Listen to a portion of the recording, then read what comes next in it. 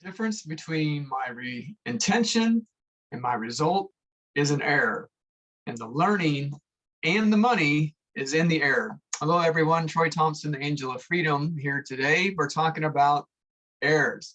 Now, in the school system, errors are a very bad thing. And so what is taught is that we work as individuals and we do our tests, we get our tests back, and we're shown how many errors we've made. And the more errors we've made, the worse.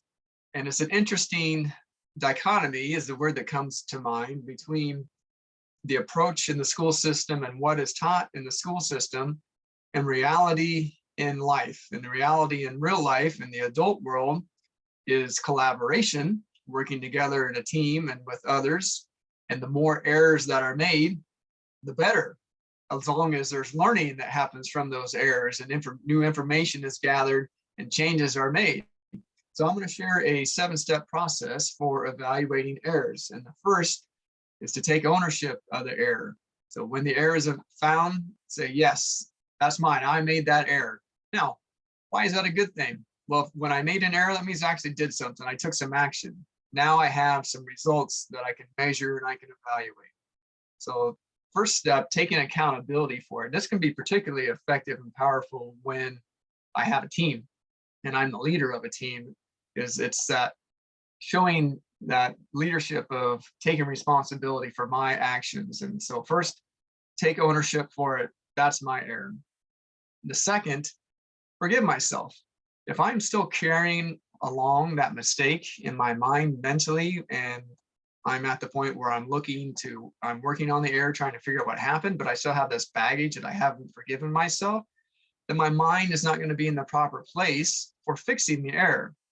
So after I take ownership of the error, the next step is forgiving myself for making that error. And then the third step is to pamper myself.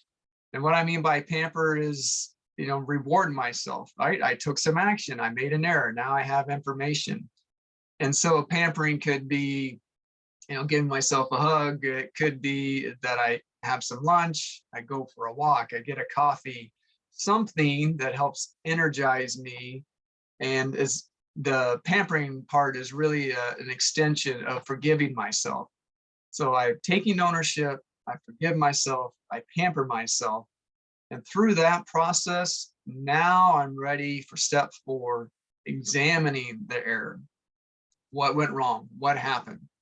After I examine the error, then I'm ready for implementation, fixing the error.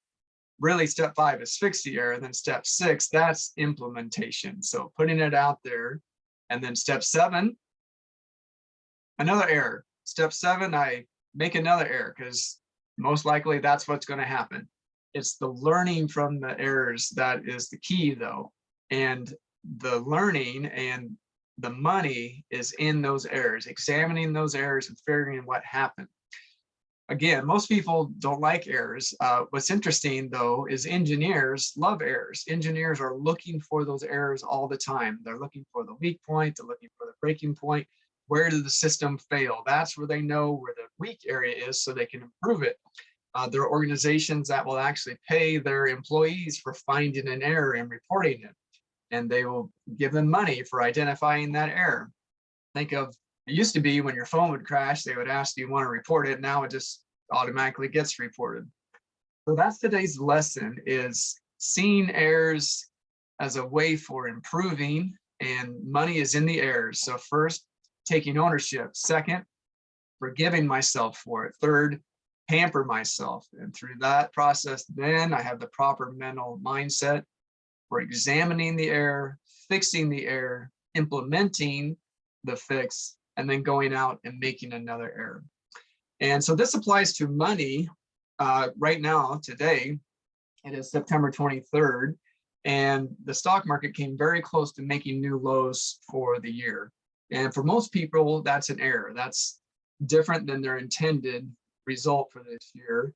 And what they have is an error. They were hoping for a gain, and here we are almost 10 months or 9 months through the year, and there's an error. The market's down. I implement strategies that eliminate the downside. And so they totally eliminate that piece of the equation and eliminate the error. If that is of interest to you, then you can click on the link that's in the description and we can book a complimentary session. I can review your situation and see what I might be able to do. I'm Troy, the Angel of Freedom. Thanks for watching.